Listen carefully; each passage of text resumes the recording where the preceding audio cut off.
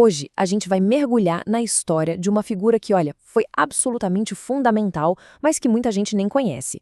O nome dele é Benjamin Gleason, e ele foi o cara que ajudou a padronizar a maçonaria nos Estados Unidos. E para começar, saca só esta citação. Em 1858, o maçom superinfluente Charles W. Moore disse isso sobre o Gleason. Palavras fortes, né? Isso já levanta a questão. Quem era esse homem para ser tão elogiado assim? E por que a história dele acabou ficando meio que esquecida? Para a gente entender o tamanho da importância do Gleason, a gente precisa voltar lá para o comecinho do século XIX. A maçonaria nos Estados Unidos era bem uma bagunça. Essa é a palavra.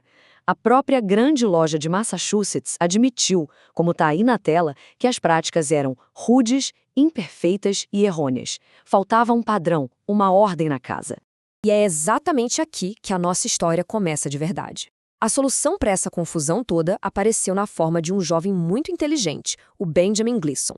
Ele era, sem saber, a pessoa certa, no lugar certo e na hora certa para uma missão, que era gigantesca. A jornada do Gleason começa de um jeito, vamos dizer, um pouco atrapalhado.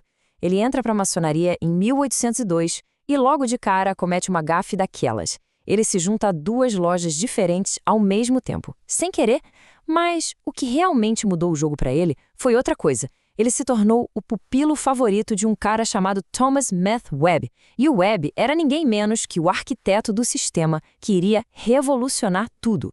E que sistema era esse? Era o famoso sistema Preston Webb. Pensa nele como se fosse um manual de instruções que estava faltando, sabe? Um conjunto de rituais certinhos, padronizados, que o Webb criou para acabar com aquela confusão toda. A missão de vida do Gleason, então, se tornou levar essa teoria para a prática no país inteiro. E isso nos leva para o momento que definiu a vida do Gleason.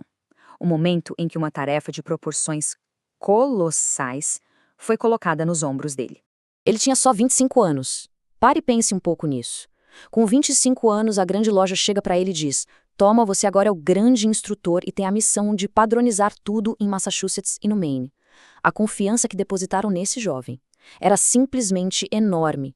E a tarefa em si, meu Deus, era gigantesca. Não era só fazer uma visitinha, dar um alô e ir embora. Ele tinha que ir em cada distrito, juntar os oficiais, ensinar os 3 graus da maçonaria do zero, ficar lá de 6 a 12 dias seguidos e, no fim de tudo, ainda escrever um relatório completo. Resumindo, era um trabalho de moer qualquer um. E o pagamento por todo esse esforço? Em média, $15 por loja. Pode não parecer grande coisa hoje em dia, mas para a época era um valor justo. De qualquer forma, dá para ver que a questão não era o dinheiro, né? A dedicação dele ia muito, mas muito além de qualquer pagamento. Mas é aqui que a história fica ainda mais fascinante. O contrato inicial dele com a grande loja termina, mas o Gleason não para.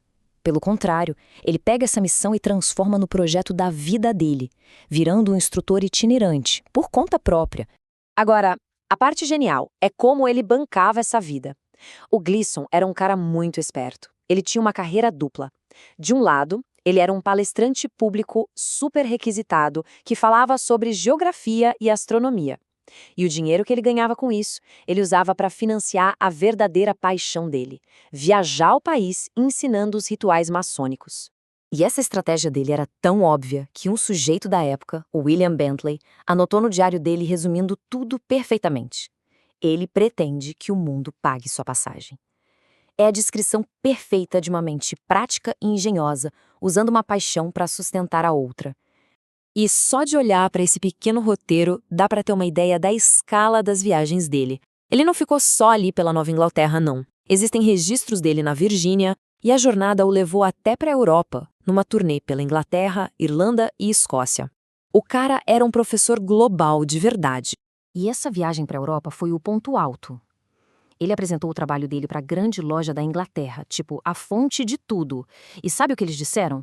Que estava correto. Foi o selo de aprovação final, uma validação internacional não só para o Gleason, mas para todo o sistema americano que ele estava ensinando.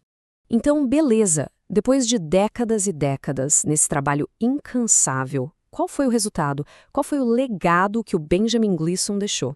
37. Esse é o número de anos que ele serviu oficialmente como grande instrutor de Massachusetts. Quase 4 décadas. Esse número, por si só, já diz tudo sobre o compromisso dele e o porquê do sistema que ele ensinou ter virado o padrão que ninguém mais contestava. Então, para resumir o impacto dele, ele unificou as práticas maçônicas na Nova Inglaterra e depois ajudou a espalhar o sistema Preston Webb pelos Estados Unidos.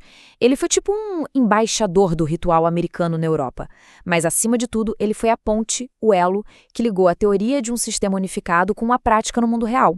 Benjamin Gleason faleceu em 1847, aos 70 anos. O ritualista errante finalmente pôde descansar. Mas a estrutura que ele passou a vida inteira construindo, essa ficou de pé, sólida e duradoura. E a história do Gleason nos deixa com uma pergunta no ar, né? Ele foi um professor que, longe dos holofotes, silenciosamente, moldou uma instituição inteira. Isso faz a gente pensar quantos outros professores, mentores, instrutores, anônimos por aí não são, no fim das contas, os verdadeiros arquitetos do mundo em que a gente vive.